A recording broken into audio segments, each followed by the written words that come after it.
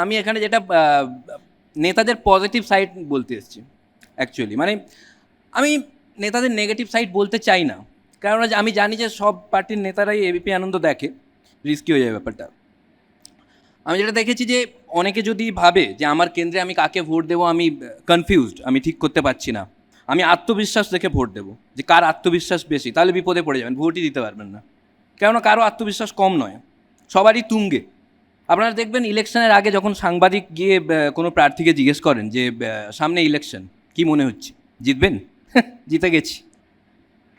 কেউ ফিউচারে কথা বলে না, জিতে গেছি। সাংবাদিক ভয় পেয়ে যায় কি এবারে ইলেকশনের রেজাল্ট আগে বেরিয়ে গেল নাকি ইলেকশন।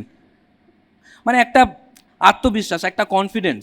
আর একটা কমন ডায়লগ দেখবেন নেতাদেরকে, মানে প্রার্থীদেরকে যদি জিজ্ঞেস করা হয় যে মানে বিপক্ষ প্রার্থীর ব্যাপারে, সবাই বলছে যে ও ঘাবড়ে গেছে, ভয় হেরে যাবে না, ভয় পেয়ে ঘাবড়ে গেছে, সবাই বলছে ঘাবড়ে গেছে। বিপক্ষ প্রার্থীকে জিজ্ঞেস করা হচ্ছে, ও বলছে এও ঘাবড়ে গেছে।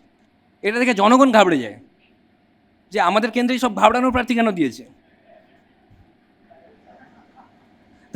তারপরে জনগণ দেখে যে কে কম ঘাবড়েছে, তার মধ্যে আবার জনগণ ঠিক করে যে কাকে ভোট দেওয়া যেতে পারে।